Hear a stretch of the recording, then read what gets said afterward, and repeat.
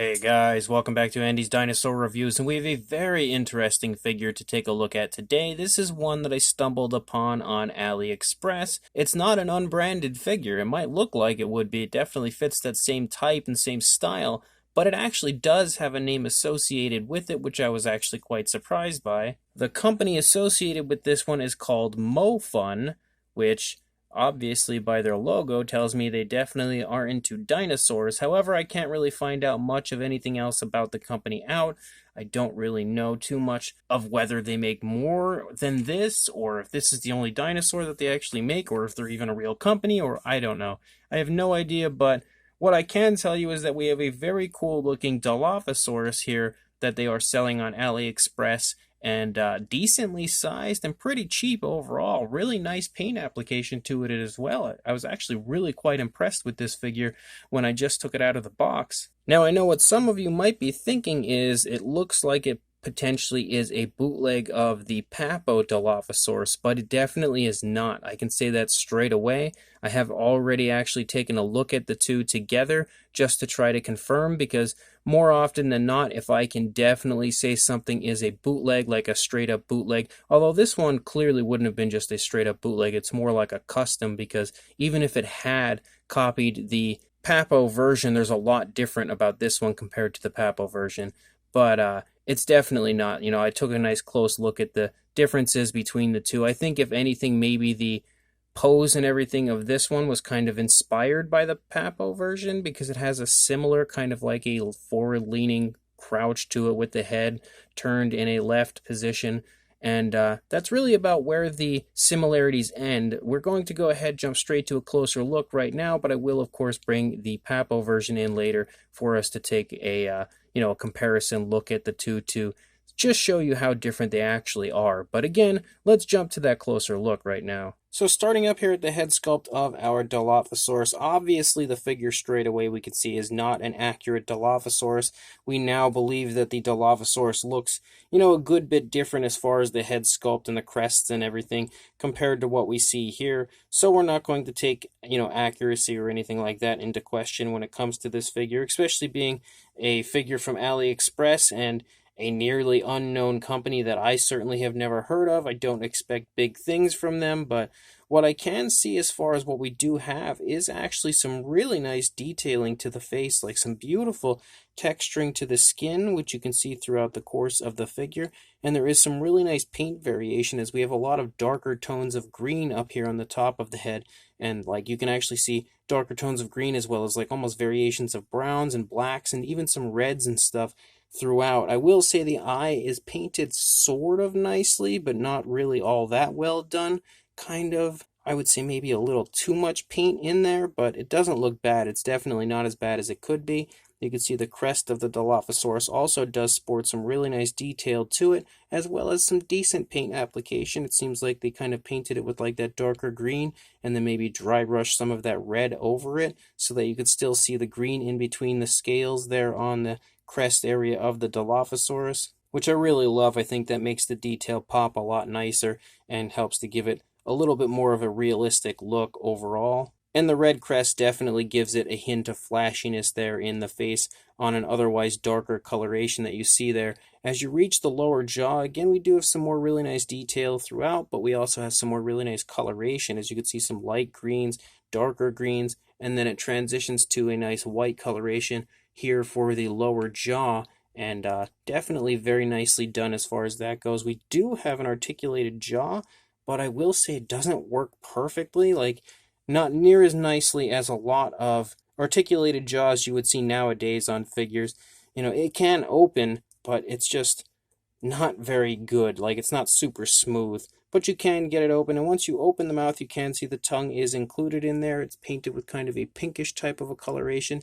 Maybe not the most realistic tone of pink, but it looks okay. And you can actually see a nice gloss coat included in there as well. The tongue also sports what I can see sort of looks to be a pretty decently textured appearance. You can see even more of like the inside of the mouth right here on the side here of the dinosaurs, painted with a very nice pink. I feel like that pink is a lot more of a realistic tone than what we see there on the tongue. You can also see the teeth are all, for the most part, sculpted pretty nicely, and they're also quite nicely painted. I do definitely like the way that they've done that as far as the teeth go. You know, it's a little sloppy here and there. You can see definitely like some extra paint added in some certain areas, but for the most part, I feel like it looks alright. You can again see the eye looks similar to what we had just seen on the previous side, where it just has kind of a little too much paint to it, and it could have looked nicer. I almost want to touch the eyes up because I feel like the figure overall is actually quite appealing, and the eyes are like one of the areas that are kind of holding it back. But we do have that really nice hook in the jaw right there. You also have the nostrils sculpted out that you can take note of right there. And again, we can close the mouth back up. As you lead here on the underside of the neck and throat region, you have kind of like this hanging skin right here, which isn't something that you often see portrayed on Dilophosaurus, but I actually really quite like it. I definitely think that's a very nice and unique touch to this figure over some others. Very cool looking, if you ask me. As you start to lead back here into the neck, you can see some really nice detailing and everything popping up, some beautiful texturing to the skin. The scale work looks nice. You can see a very smooth transition between the green coloration to that lighter underbelly there, the lighter area under the neck, and again some really nice variation of color. There's actually a lot of paintwork included on this figure, as you can see darker greens and lighter greens and even like some hints of browns and stuff. And if you look at the top of the dinosaur, we have kind of like some ridges that run along the spinal column, and they're highlighted with a reddish coloration, but they're very small, so that reddish coloration is almost like really subtle. You almost don't even pick up on it, and you have more of those kind of like sort of like scoots that run along the body here, and you can see those on both sides are also highlighted with that reddish coloration. In the neck, you can also see some nice creasing because the dinosaur has its head turned to the left, so it would be bunching the skin up, and that's nicely shown in the sculpt as well. As you move down here into the body, you can see me already moving the arms here, as we do have articulation in the arms, which is something that you occasionally see, mostly from Rebor. You don't really see too many other companies, giving their dinosaurs articulated arms, but the Dilophosaurus here does actually have that, which is definitely, a little bit of an added extra. And the detailing of the arms looks quite nice, some pretty nice looking scale detail. Again, just tons of color variation throughout. The nails are painted with a nice black. They look, genuinely sharp, sort of, for the most part, so they don't look bad. You can see the undersides of the arms are nicely painted with kind of a whitish coloration as well, just like the coloration here for the underbelly of our Dilophosaurus.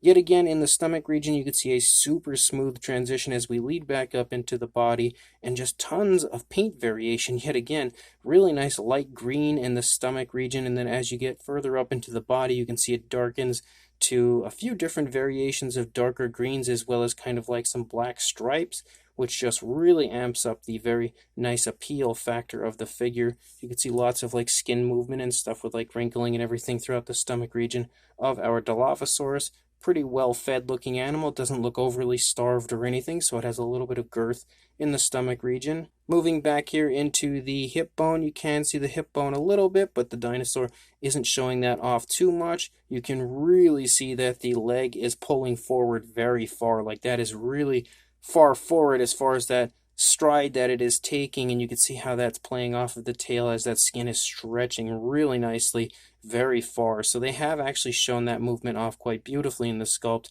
Again, you see more of that beautiful skin texture, the really nice scale detail, but more of that really nice coloration, as we have almost like some hints of light greens, but even including like variations of yellows and then darker greens, and then more of that really smooth black striping that runs down the thigh, making that area look very nice, if you ask me. You also have some decent looking muscle definition in the calf. As you move down into the foot also looks decent, not great, but not bad either. The nails aren't really all that well painted. They're a little bit sloppy, but it looks okay. And we do have dew claws over there, but they're almost hard to pick up on. I don't know, the detail just looks really jumbled right there in that foot area. But as we move back out the length of the tail, you start to see more of those kind of like osteoderms and stuff picking up here, as you can see them running along the side like those scoots, and they are again kind of highlighted with a reddish coloration, but it's not quite as visible as you see like up here along the spinal column of the Dilophosaurus. And the tail does actually come out and bend down in a downward curve.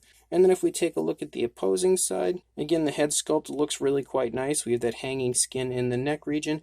You can see a lot more going on over here as far as like skin stretching as opposed to bunching up like we had seen on the initial side. Definitely way more of the neck is visible over here, and you can really get an idea of just how long the neck of the Dilophosaurus is from this side. Like, it's really long, almost scrawny looking, but you can really see how nice the actual texturing and everything is to the skin over here, but also just lots of like skin wrinkles and skin movement shown on this side. As we move back here into the body, you can definitely get a much wider view of the stomach region on this side because the leg is stretched back really far now as opposed to the leg on the opposing side stretched forward. I almost feel like it kind of took like a large leap in towards something, and that's kind of the head leaning up. It's about to take a bite, so it would probably look better if I had the mouth open like that. It's about to, jump in and grab a hold of something, maybe make like that mad dash. So that's the reasoning for the really far apart stride that we have. I will say that the arm on this side definitely looks a little out of place.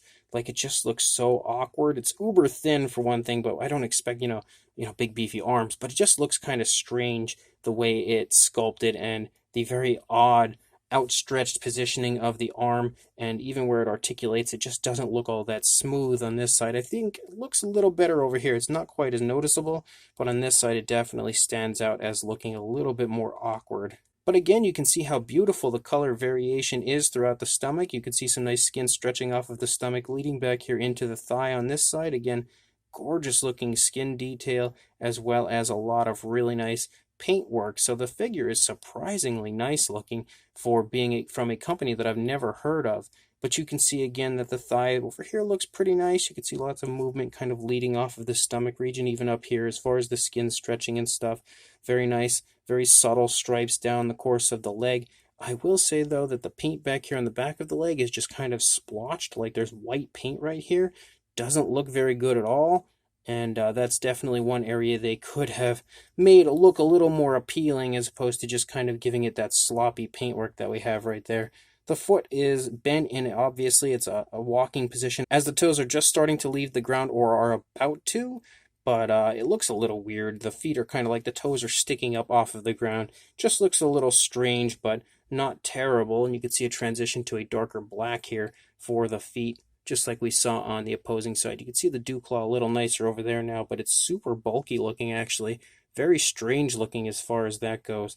But then we lead back up into the tail again. You can see some nice creasing and everything back here as you lead out the length of the tail with the really nice light green, darker greens, and those black stripes, as well as some hints of reds and off-whites and whites and stuff. There's a lot of color variation again to the figure, so I really am a big fan of the amount of color that we have included. The underside looks pretty decent, for a detailing standpoint. It looks not terrible. I mean, it's not great, but there's definitely some decent detail, but the paintwork is pretty ugly. Like, you can see kind of like a white dry brushing that they've given it, but it's very inconsistent as far as the way it's applied. Like, it's strong here, but then light here, strong here, but then light here.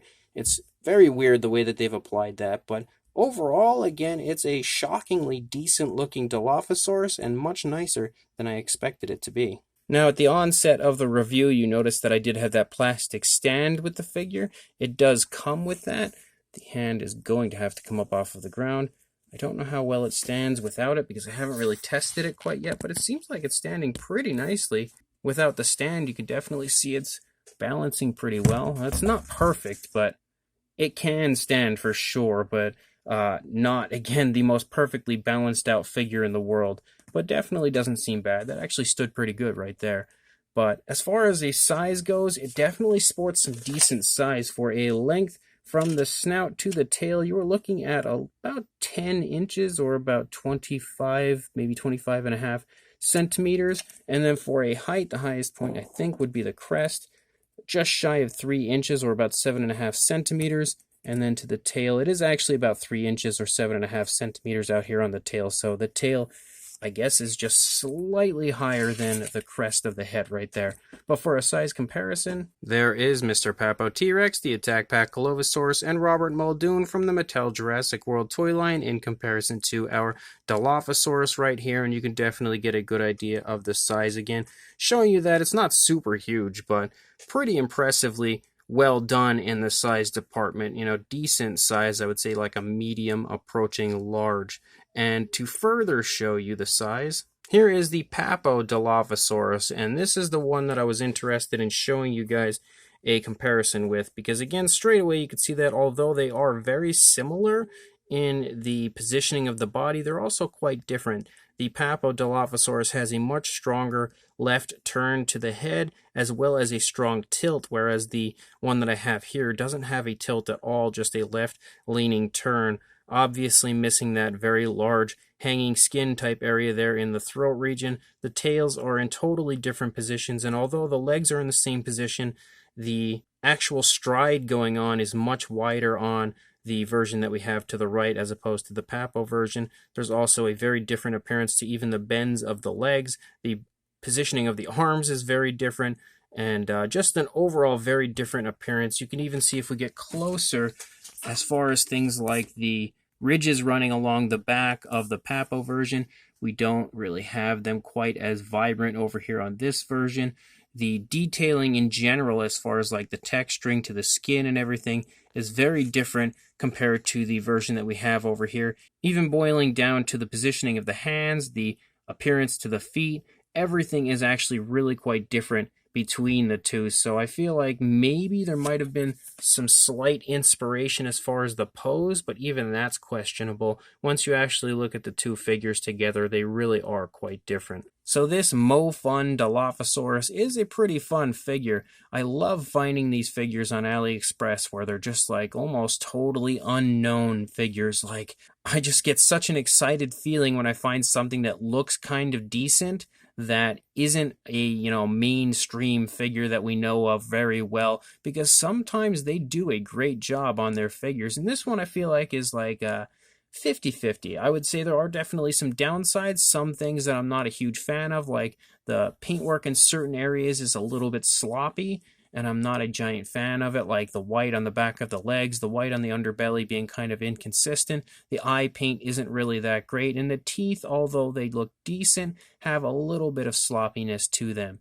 But for the most part, I actually really quite like the paintwork, and that's one of the big plus sides to the figure, because again, there are things I don't like, which is some of the paint, but there are things I really like, which is the majority of the paint. I really like the coloration chosen for the figure. I think that it's a very nice natural look, and they've applied it beautifully with many different tones of color, making sure that it looks pretty lifelike overall as far as the coloration goes. The sculpt is also really quite appealing. I think they've done a great job as far as like the fine detailing goes. I love that kind of hanging skin in the neck, the texturing and the skin wrinkles and skin stretching and everything all throughout the figure. It's pretty much spot on as far as what I like to see. They've done an interesting job, I will say, on the pose. I'm not super huge on the pose. I don't know that I really like the long stride of the figure. I'm not a huge fan of the downward bend of the tail, although it doesn't look terrible. It's just not super appealing to me. And I really don't like the right arm. I feel like it's very out of place. But at the same time, the pose doesn't look terrible. It kind of gives you that feeling of like the Dilophosaurus just like leading a very long stride as it's running in and about to kind of lunge up and grab a hold of something. And that definitely is the feeling I get as far as the positioning of the body for the Dilophosaurus. It does also sport some pretty fun articulation, and although the arms move pretty well, they're pretty smooth as far as the articulation goes. They're not the most appealing arms of a Dilophosaurus in the world, and the jaw is articulated, but it doesn't work very well. So the figure does have some ups, it does have some downs, but considering it's a figure from a company called Mofun that I've never heard of, it's a decent looking Dilophosaurus, and definitely something that I can say I recommend picking up. So if you are interested, I will include a link in the description to where I purchased mine on AliExpress. So make sure you head to the link in the description, go pick up this very interesting Dilophosaurus, and make sure you like, comment, and subscribe, and I will see you in the next review. Thanks for watching.